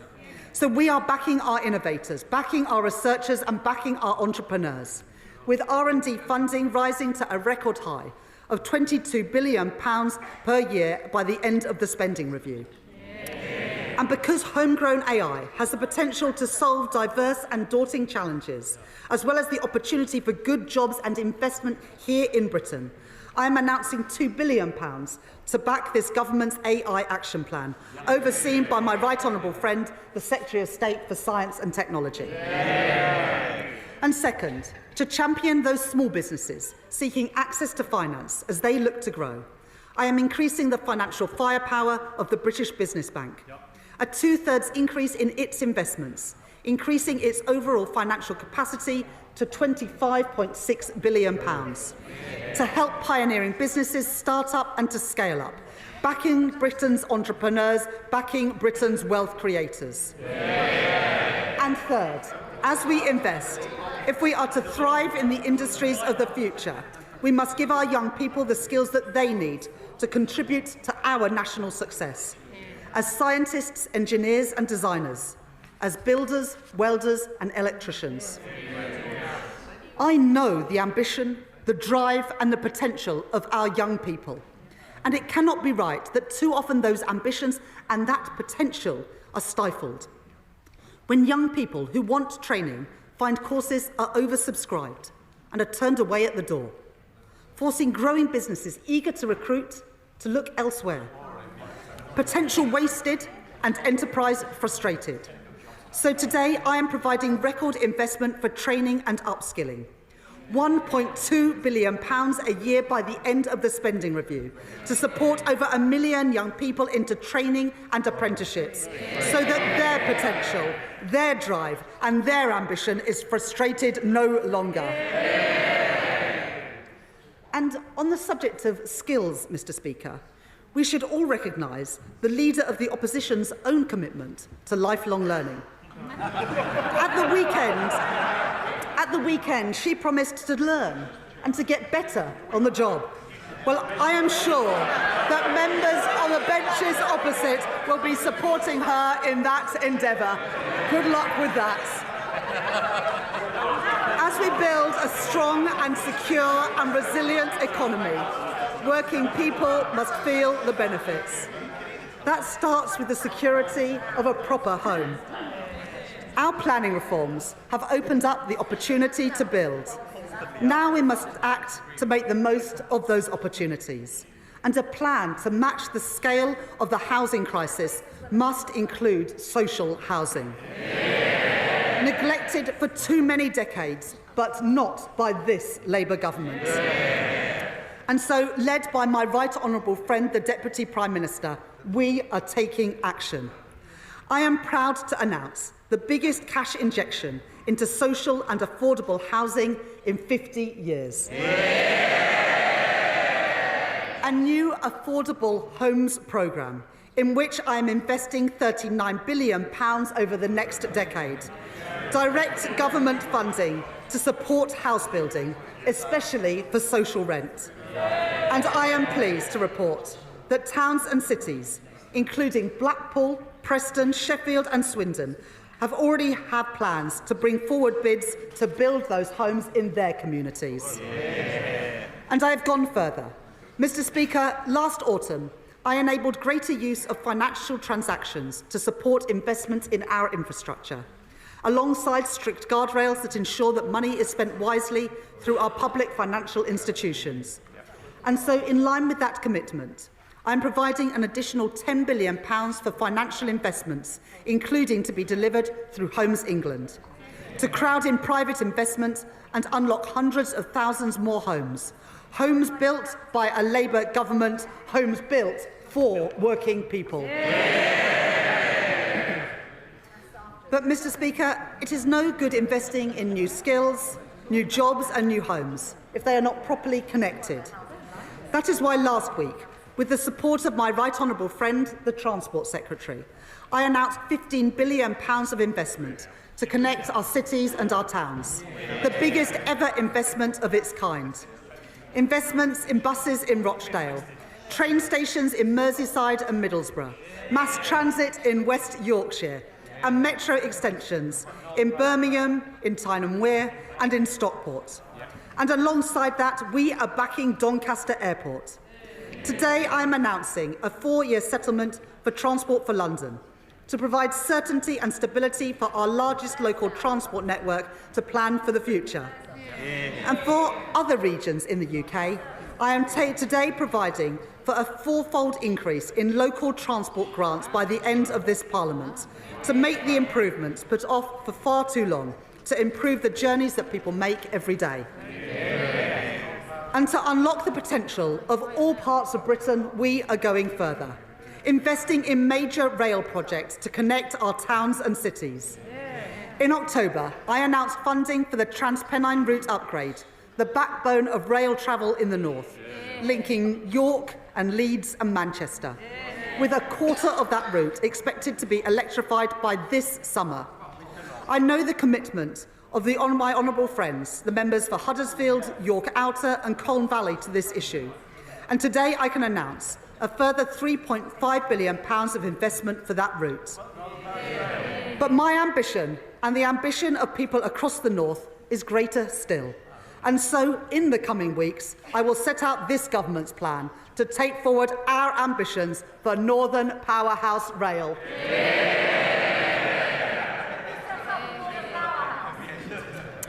I have also heard the representations of my honourable friends, the members for Milton Keynes North, Milton Keynes Central and Buckingham and Bletchley. And I can tell the House today, to connect Oxford and Cambridge and to back Milton Keynes' leading tech sector, I am providing a further £2.5 billion for the continued delivery of East-West Rail. And on a matter I know is of great importance to my honourable friends, the members for Lichfield, Birmingham Northfield and Birmingham Erdington, I can announce today that I am providing funding for the Midlands Rail Hub, the region's biggest and most ambitious rail improvement scheme for generations, strengthening connections from Birmingham across the West Midlands and into Wales too. Mr. Speaker, For 14 years, the Conservatives failed the people of Wales. Those days are over. Following representations from my right honourable friend, the Welsh Secretary, the First Minister for Wales and Welsh Labour MPs, I am pleased to announce today £445 million for railways in Wales over 10 years, including new funding for Padeswood Sidings and Cardiff West Junction. That, Mr. Speaker, is the difference made by two Labour governments working together to undo a generation of underfunding and neglect. This government takes seriously its commitment to investment, jobs and growth in every part of the UK. And I have heard the concerns of my honourable friends, the members for Mid Cheshire and Rossendale and Darwen, and the Mayor of Liverpool City Region, Steve Rotherham, that past governments have underinvested in towns and cities outside of London and the South East. And they are right. So I am today publishing the conclusion of the review of the Treasury's Green Book, the government's manual for assessing value for money. Our new Green Book will support place-based business cases and make sure no region has Treasury guidance wielded against them. I said we would do things differently. I said we wanted growth in all parts of Britain, and Mr. Speaker, I meant it. Backing our nations and regions means backing our devolved governments. And this spending review provides the largest settlement in real terms since devolution was introduced, with £52 billion for Scotland, £20 billion for Northern Ireland by the end of the spending review, and £23 billion for Wales. And having heard representations from many Welsh Labour colleagues, and because I know the obligation we owe to our industrial communities, I am providing a multi-year settlement of £118 million to keep coal tips safe in Wales. Mr. Speaker, I know the pride that people feel in their communities. I see it everywhere I go. But I also know that for too many people, there is a sense that something has been lost, as high streets have declined, as community spaces have closed, as jobs and opportunities have gone elsewhere. The renewal of Britain must be felt everywhere. Today, I'm pleased to announce additional funding to support up to 350 communities, especially those in the most deprived areas. Funding to improve parks, youth facilities, swimming pools and libraries. Supporting councils' fight back against graffiti and fly tipping, including in Blackpool South, in Stockport, in Stoke Central, in Swindon North and in Newcastle upon Tyne East and Wallsend. And there's more. Job creation and community assets are vital to our growth mission. But too often, regeneration projects are held back, gathering dust in bureaucratic limbo. We are changing that. We will establish a growth mission fund to expedite local projects that are important for growth.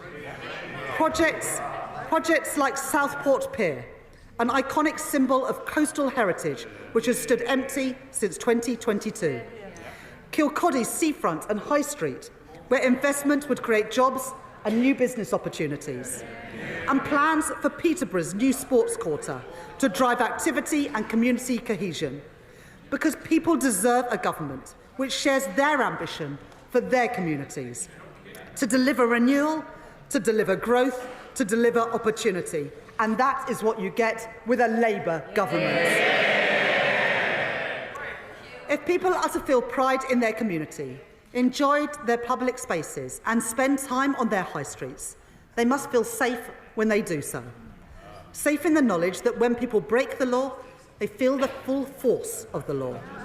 But the party opposite left our prisons overflowing and on the brink of collapse. And they left it to us to deal with the consequences. We are taking the necessary action.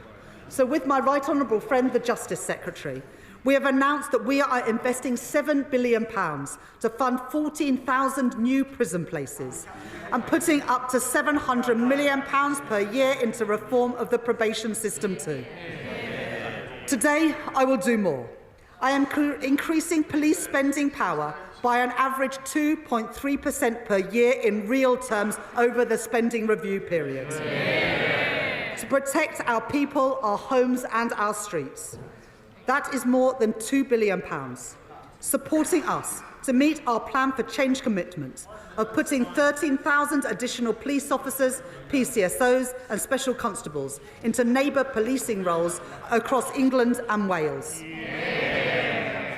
And as well as every place, I am determined that every family feels the benefits of Britain's renewal. Falling interest rates, supported by our commitment to economic stability, are already saving many families hundreds of pounds a month on their mortgage.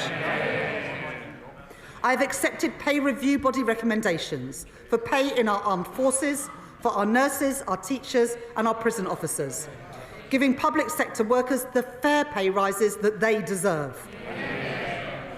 And in autumn, I increased the national living wage, a pay rise for around 3 million hard-working people. And this government is doing more.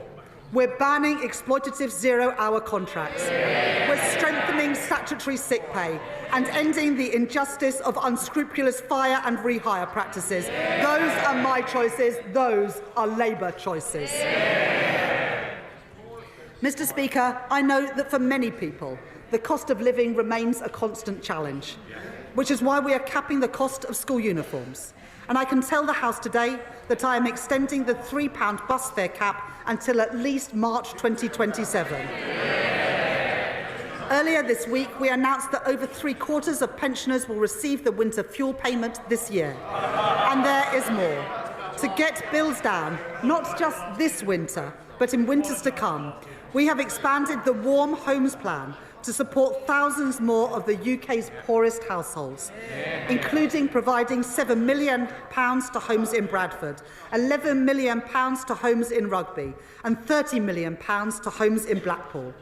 And today I can announce that I will deliver in full our manifesto commitment to upgrade millions of homes, saving families and pensioners across the country up to £600 each and every year off their bills. I am determined to do everything in my power to put more money in people's pockets, to give people security and control in their lives, to make working people better off, and to show them that this government, this Labour government, is on their side. Mr. Speaker, taxpayers work hard for their money, and they expect their government to spend their money with care. So for the first time in 18 years, this government has run a zero-based review, a line-by-line assessment of what government spends, something that the Tories didn't bother to do in 14 years. And as a result of that work, and of our wider drive for efficiencies, led by my right honourable friend, the Chancellor of the Duchy of Lancaster, in this spending review, I have found savings. From the closure and sale of government buildings and land, cutting back office costs and reducing consultancy spend, all which the previous government failed to do. Reforms that will make public services more efficient, more productive and more focused on the user. I have been relentless in driving out inefficiencies. I will be relentless in cutting out waste, with every single penny reinvested back into our public services. Mr. Speaker, I joined the Labour Party almost 30 years ago because I knew that the Conservative Party, when I grew up, didn't care much about schools like mine or the kids I grew up with. I joined because I believe that every young person should have the equal chance to succeed, no matter where they come from, no matter what their parents do. I believe that just as strongly today as I did then. That is why at the budget last autumn, I ended the tax loophole which exempted private schools from VAT and business rates. And I put that money where it belongs, into helping the 93% of children in our state schools. Mr. Speaker, they oppose money for their local state schools, and I will always prioritise them. That was my choice. That is the Labour choice. And because of the decisions that we made in this spending review, I'm working with my right honourable friend, the Education Secretary. Last week, this government announced that free school meals will be extended to over 500,000 more children. That policy alone will lift 100,000 children out of poverty. Children in schools from Tower Hamlets to Sunderland and from Swansea to Bridgend. Last year, at Labour Party conference, I was proud to announce the first steps in our plan to deliver breakfast clubs for every child, with an initial rollout to the first 750 schools. And we will continue with that national rollout as part of our manifesto commitment, so that no child goes hungry and every child can have the best chance to thrive and succeed. Yeah. And because I know that a good start in life does not just start at school, I can also announce £370 million for school-based nurseries, to put us firmly on track to meet our plan for change commitment, for a record number of children being school-ready, and for children's social care, to break the dangerous cycle of late intervention and low-quality care. I am providing £555 million of transformation funding over the spending review period, so that children do not go needlessly into care when they could stay at home. Yeah. And for children where state intervention is necessary, better care and better outcomes. Yeah. And last week, I was pleased to announce, with my right honourable friend, the Culture Secretary, that more than £130 million from the Dormant Assets Scheme with the financial services sector will be allocated to fund facilities for our young people, to give every child the chance to take part in music, sport and in drama, to fund libraries in our schools, so that the confidence and the opportunity that those resources open up are no longer the preserve of the privileged few. Those are my choices. They are Labour choices, and they are the choices of the British people. Overall, I am providing a cash uplift of over £4.5 billion a year for additional funding in the core schools budget by the end of the spending review, backing our teachers and backing our kids. Mr. Speaker, people who went to ordinary comprehensives in the 80s and 90s are all too familiar with the experience of being taught in temporary classrooms. And the previous Conservative government oversaw another generation of kids herded into cold and damp buildings as school roofs literally crumbled. It wasn't acceptable when I was at school, and it isn't acceptable now.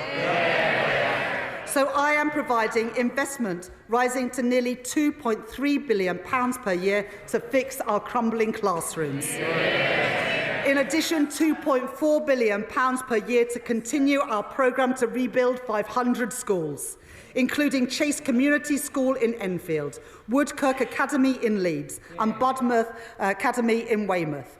Investing in our young people, investing in Britain's future, investing in opportunity for all. That is Labour's choice.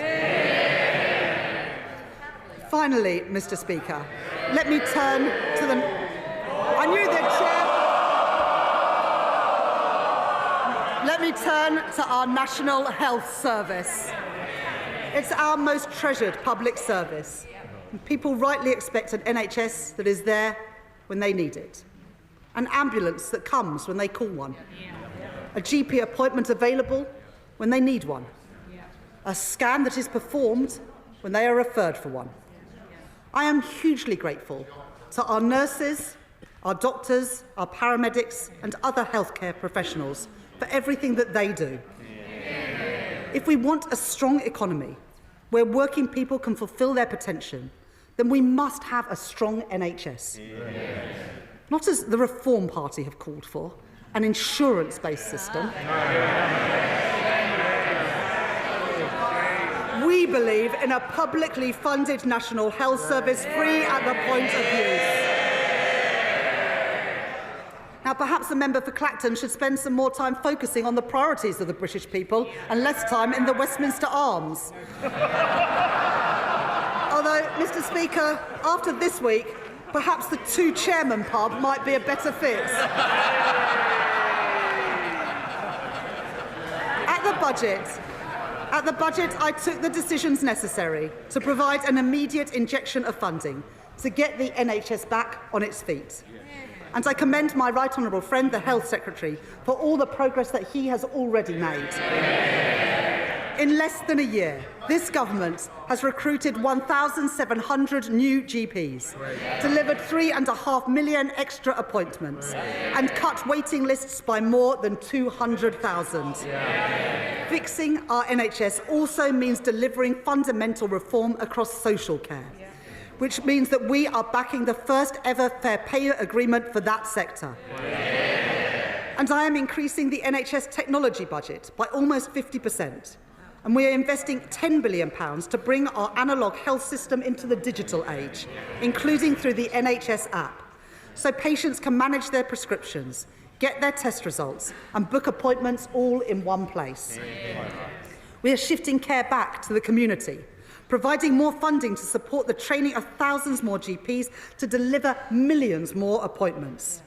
We are investing more in prevention to meet our manifesto commitment of providing mental health support teams in all schools in England by the end of this Parliament. These investments will enable the delivery of our upcoming 10-year plan for health and put the NHS firmly back on the path to renewal. And to support that plan, to back the doctors and nurses that we rely on, and to make sure that the NHS is there whenever we need it, I am proud to announce today that this Labour government is making a record cash investment in our National Health Service, increasing real terms day-to-day spending by 3% per year for every single year of this spending review. An extra £29 billion per year for the day-to-day running of our health service. Mr. Speaker, that is what the British people voted for, and that is what we will deliver. More appointments, more doctors, more scanners, the National Health Service, created by a Labour government, protected by a Labour government, and renewed by this Labour government. Mr. Speaker, this is a spending review to deliver the priorities of the British people. Security, a strong Britain in a changing world. Economic growth, powered by investment and opportunity in every part of Britain. And our nation's health, with an NHS fit for the future. I have made my choices. In place of chaos, I choose stability. In place of decline, I choose investments. In place of pessimism, division and defeatism, I choose national renewal. These are my choices, Mr. Speaker. These are Labour choices. These are the choices of the British people, and I commend this statement to the House. Shadow Chancellor Belstride.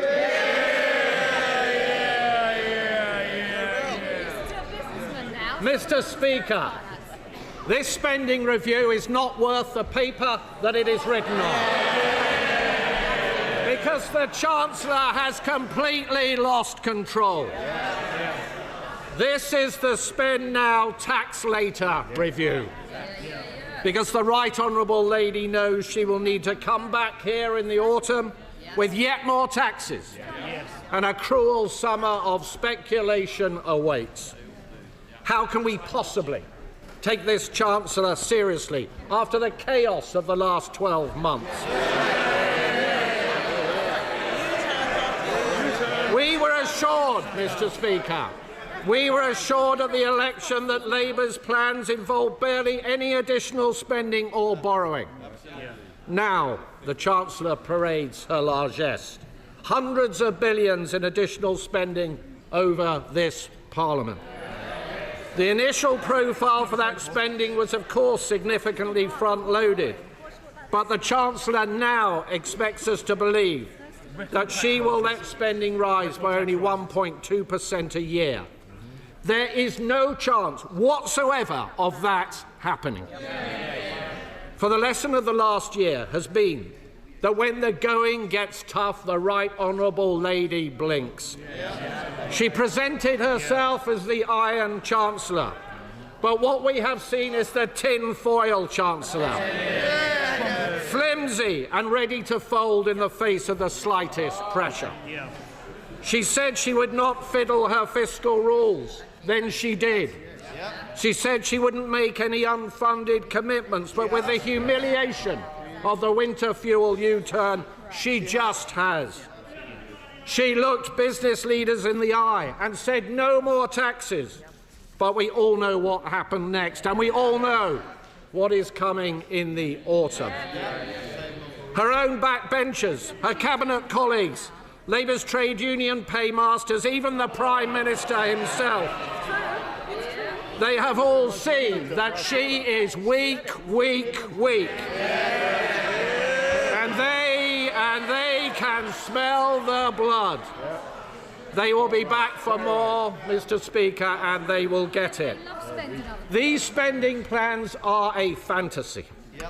And it's not the truth, Mr. Speaker, that the Chancellor has to maintain this fiction because she has left herself no room for manoeuvre. She is constantly teetering on the edge of blowing her fiscal rules, which she already changed to allow even more borrowing. And the only way she can claim to be meeting her rules is by pretending that she can control spending over the coming years. But, Mr. Speaker, let's look at the record so far.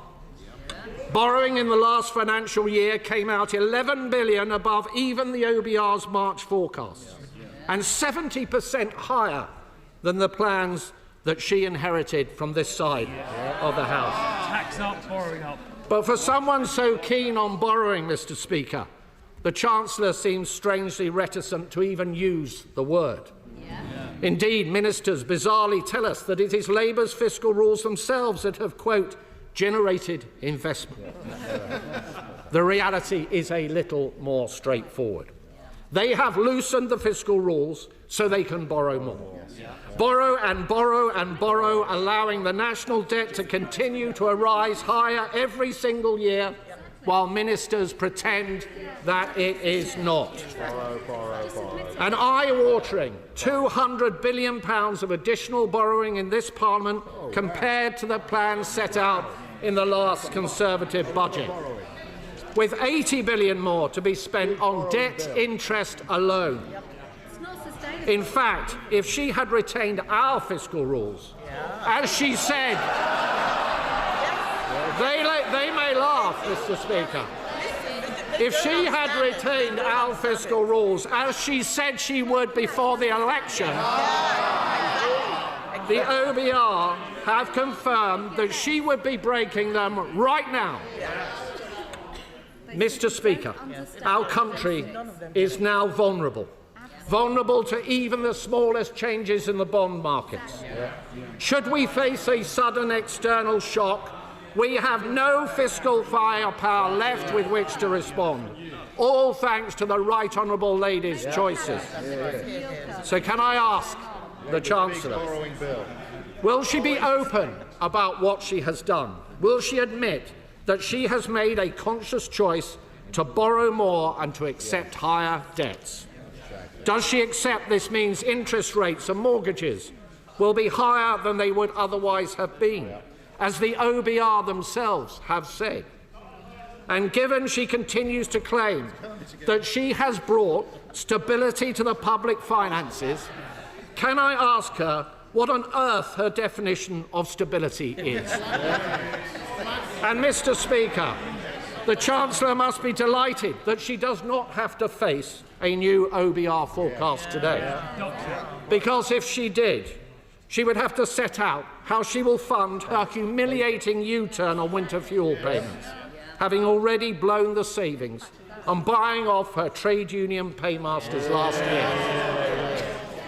She said this week there was, and I quote, she said, still work to do to ensure that the sums add up. Hardly reassuring from the person in charge of the nation's finances, Mr. Speaker. You don't need to have worked at the Bank of England for a decade to know that that pitiful utterance is unlikely to soothe the markets. So can the Chancellor confirm categorically that there will be no additional borrowing to pay for this chaotic reversal? And if this is the case, can she explain how on earth it can be paid for without raising taxes? And can the Right Honourable Lady explain why last summer, apparently to avoid a run on the pound, Mr. Speaker, this measure was so urgent that pensioners had to be left in the cold over the last winter? What exactly has changed? Because it certainly hasn't been made possible by an improvement in the economy or the public finances, which the IFS said this week are both in a worse state now than when Labour came into office. And if we had an OBR forecast, we might also get some answers on how the government intends to find £3.5 billion to abolish the two-child benefit cap, which we are led to believe is imminent. Another addition to the ballooning welfare bill, another expensive surrender to the Labour left. And we would certainly get the OBR's assessment of the economic outlook following the tariffs. Changes the Right Honourable Lady knew full well were coming. Meanwhile, her deluge of taxes and regulations has left business confidence at record lows, costing people their livelihoods. Only yesterday, Mr. Speaker, we saw the latest evidence of that. Figures for last month show the number of people on payrolls fell by more than 100,000 after already falling by 55,000 in April. Unemployment is up by more than 10% since Labour came to office.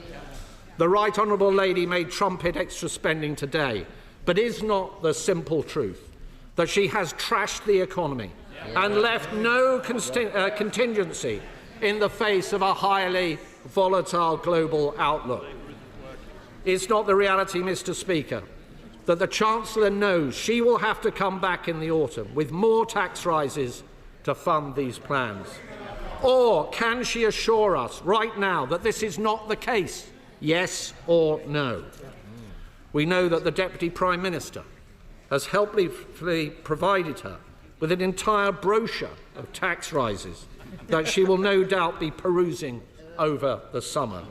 The Corbynist catalogue, Mr. Speaker. And can the Chancellor confirm, as promised, can she confirm as promised that the income tax thresholds will not be frozen at the budget, a move she herself said would hurt working people? And Mr. Speaker, what about the uncertainties in the departmental spending plans she has just set out today? Can she assure us that these plans will not be topped up, that no backroom deals have been cut with disgruntled cabinet ministers? Can she assure us that the capital allocations announced today will actually be spent on capital, not diverted in year, as she has in the past, to day-to-day budgets to play more games with her fiscal rules? The Chancellor has had to impose a settlement on the Home Secretary because this spending review won't deliver for our hard-working police officers across the country. Instead, the Home Office budget gets squandered on asylum costs because this government simply doesn't have a plan on illegal migration. And as the Defence Secretary admitted, and I quote, the government has lost control of our borders. Small boat crossings, Mr. Speaker, are up 42% on the same point last year.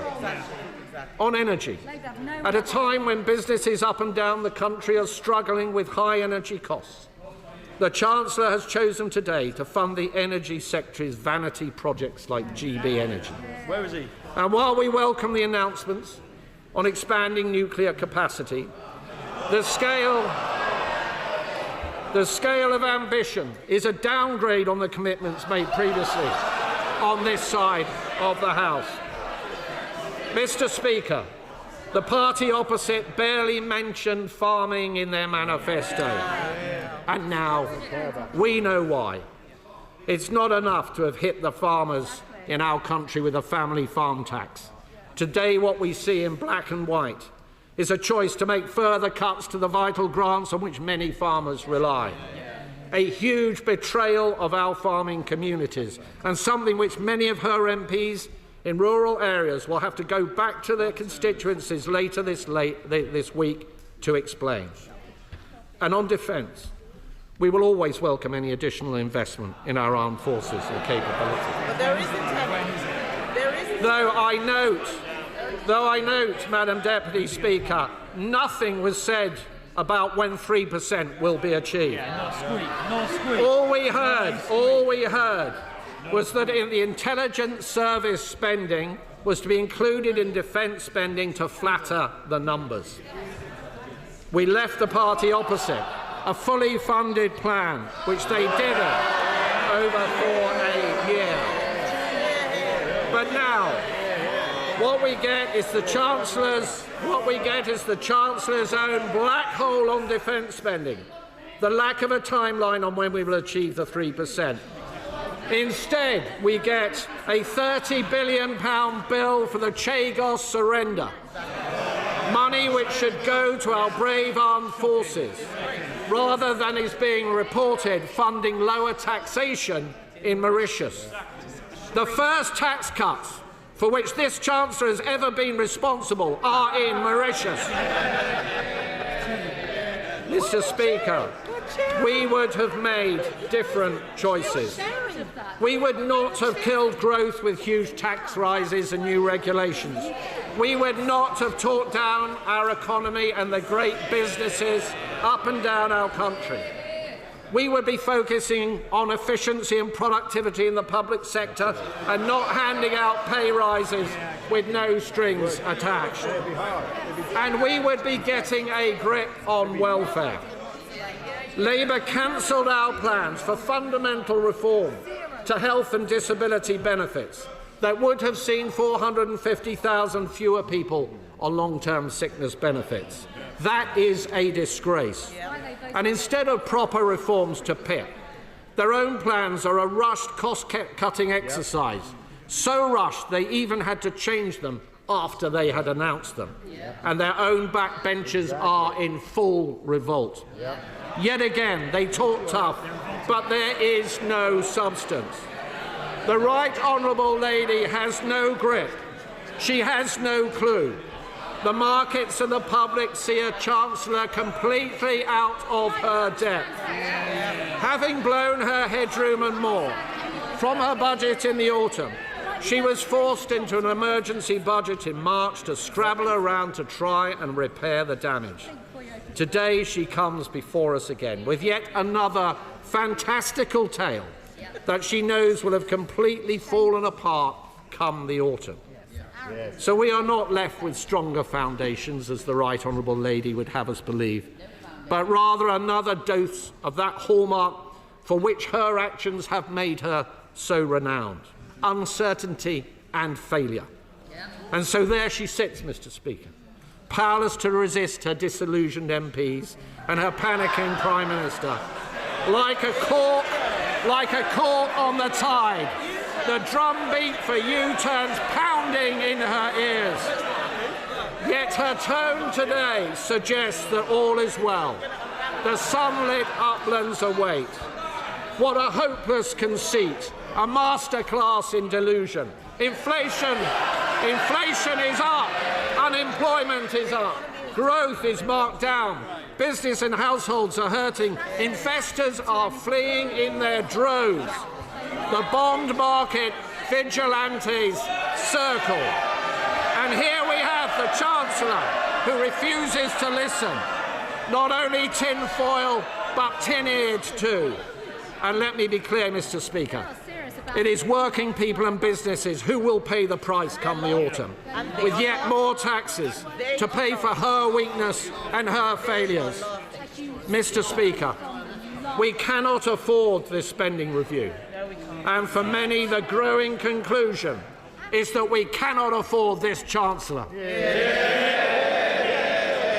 Chancellor of the Exchequer. I will address address the Shadow Chancellor's specific points in a moment, but I want to start by acknowledging the progress he has made. After all, Madam Deputy Speaker, it's been quite a week for him.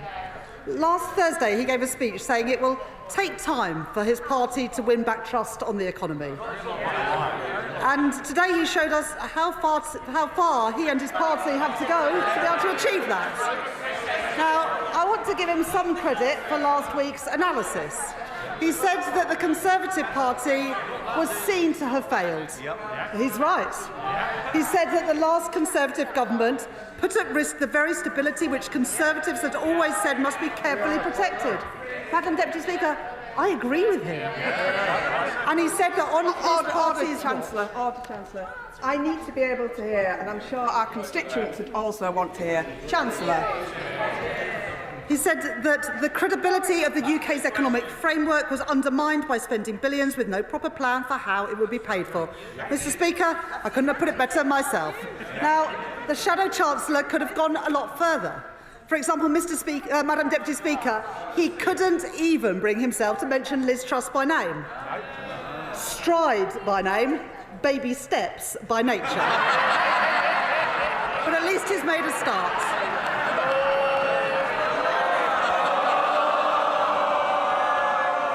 He also spoke about, and I quote, the death of what we might call the age of thoughtfulness. And speaking of the death of thoughtfulness, let me now turn to his response to the spending review. Now, the Shadow Chancellor welcomed our nuclear investment of £30 billion, but he said it's not enough. He welcomed our defence investment of £11 billion, but he said it was not enough. He and his party opposed the decisions that this government has taken to make those announcements possible by voting against the budget in October last year. Madam Deputy Speaker, you can't spend the money if you won't raise the money. Now that's a lesson from Liz Truss that he has already forgotten. He complained about the level of investment that I've announced, ignoring the fact that the reason this investment is so important is because his party oversaw 14 years of cratering investment, stagnating wages and public service collapse. So let me remind him of what I said, Madam Deputy Speaker. The Tories' fiscal rules guaranteed neither stability nor investment, and that is why I changed them, so that we can get stability and we can get investment. All their fiscal rules enabled was them to crash the economy, and the working people of Britain will never forgive them for doing that. So the party opposite set themselves against investment in the renewal of Britain. They set themselves against NHS investment, free school meals, investment in skills, investment in carbon capture and storage, investment in transport in our towns and in our cities, investment in everything that we've set out today. And yet the British people voted for them. And the honourable gentleman says, the right honourable gentleman says that the Home Office budget involves an increase in asylum costs. It doesn't. Asylum costs are coming down under this Labour government because we are deporting more people and getting them out of hotels. He says that we're cutting police spending, we're increasing it by 2.3% in real terms a year. And, Madam Deputy Speaker, we've had no apology. No apology for the damage that they did to our economy or to our public services. In the last 11 months, interest rates have been cut 4 times. GDP was the fastest growing of all G7 economies in the first quarter of this year. Business confidence is rising. 500,000 more people are in work. Record investment has been made in Britain. Real wages have increased more in 10 months than they did in 10 years of the Conservative government. The national living wage has increased, giving 3 million working people a pay rise. And we've done all of this without increasing taxes on working people. Those are the choices that we have made. That is the difference that we are making. And in the spending review today, we set out the spending that we announced in the budget last year and in the spring statement. Not a penny more, not a penny less. I said in the budget and in the spring statement that public services must now live within the means that we have set, and we have achieved that. There will be a budget later this year, and in that budget we will set out in the round all of the fiscal plans. But we have already drawn a line under the Tory mismanagement with tax rises last year, and we will never have to repeat a budget like that again, because we will never have to clean up after the mess that the party opposite made again. Now, the reason that this Labour government has spent its first year fixing the foundations of our economy and stabilising our public finances is because it is what we had to do. The government of which the Shadow Chancellor was a part of left an unenviable legacy, which is why his party is, in his own words, in a difficult place. Now, we've made our choices. Removing barriers to growth, barriers untouched by the party when they were in office for 14 years. Strengthening Britain's security, the biggest real terms increase in defence spending since the end of the Cold War, something that they did not do when they had 14 years in office. Bringing our health service in the 21st century after neglect by the party opposite in their 15 years in office. Investing in Britain's renewal to repair the damage done by the party opposite in their 14 years in office. And, Madam Deputy Speaker, in stark contrast to the Conservatives' 14 years of chaos, waste and decline, we are delivering on the priorities of the British people. Chair of the Select Committee, Dame Meg Hillier. Thank you, Madam Deputy Speaker, and I congratulate my right honourable friend for delivering this spending review, the first zero-based review in a very long time. And I think it's absolutely vital that as the taxpayer, the citizen, are looking very carefully at their spending in the cost of living crisis, that government does that too. And we look forward to having the Chief Secretary to the Treasury in front of the Select Committee in 2 weeks' time to look at this in more detail. I particularly notice from the figures that she has made a good fist of ensuring that government departments have more than under the Conservatives in very many cases. And I very much welcome her work on delivering on child poverty and tackling that scourge on our society. I do note, however, in the brief glimpse I've had at the figures, that for the Department of Housing, Communities and Local Government, there is a smaller increase than there would have been, and there is this £39 billion over a decade for affordable social housing. Those children living in poverty also have the poverty of situation in many cases. So could she expand on how she's going to see that money with her, the Deputy Prime Minister delivered to provide that social housing that so many of those children in poverty desperately need? Chancellor. I thank my right honourable friend for that question, and I appreciate her welcoming the breakfast clubs, the free school meals, also the capping in school uniform costs to help families living in poverty, and the free school meals, as my honourable friend knows, will lift 100,000 children out of poverty. She mentions the social affordable homes grant. The affordable homes grant is going to have its biggest ever increase, and we've set that budget for 10 years to give certainty to the sector so they understand what is available. And in addition, we have set out some social rent changes to give certainty to the sector to invest for the future. Liberal Democrat spokesperson Daisy Cooper. Thank you, Madam Deputy Speaker. It's been almost a year since Labour swept to power with the promise of change, but we are still not seeing the scale of ambition needed to turn the country around. We welcome the announcement of investments in the NHS, but on its own, it won't work unless the government invests in social care too.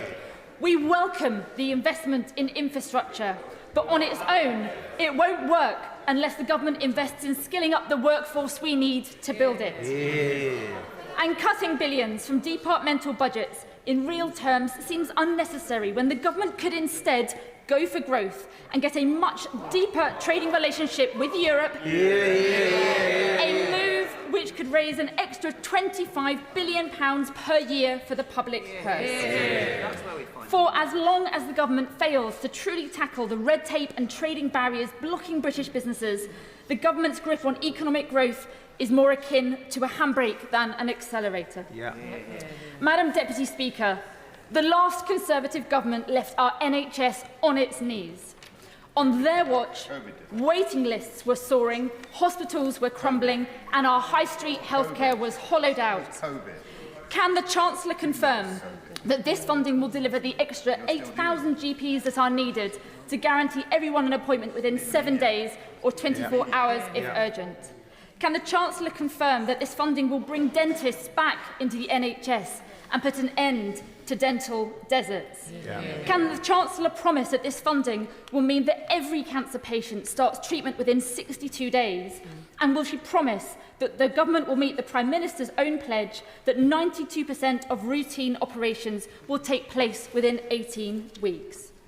Will the Chancellor and the Health Secretary, sitting side by side, set up a crumbling hospitals task force to look at creative funding ideas, to bring construction dates forward and put an end to the vicious cycle that we saw under the previous government and false economies of delayed rebuilds leading to rising repair costs? And then, of course, Madam Deputy Speaker, there is the elephant in the NHS waiting room, the crisis in our social care services. The Chancellor knows. The Health and Social Care Secretary knows. This whole Parliament knows that today's investment in the NHS will be like pouring water into a leaky bucket if hospitals cannot discharge patients who are well enough to leave because there aren't the care workers to help them recover at home. Absolutely right. This fair pay agreement that the Chancellor talks about, of course, is welcome, but it is barely a baby step, and it is nowhere near enough to bring back social care from the brink. At a bare minimum, we need a higher minimum wage for our care workers to stop the sector hemorrhaging care workers to other sectors. So when will the Chancellor finally recognise that we will never fix the NHS if we don't fix social care too? And will the government finally act with urgency and commit to concluding the social care review by the end of this year, not in 3 years' time? On housing, we warmly welcome the government's investment in social homes. Will the government now commit to the Liberal Democrats' target of building 150,000 social homes every single year?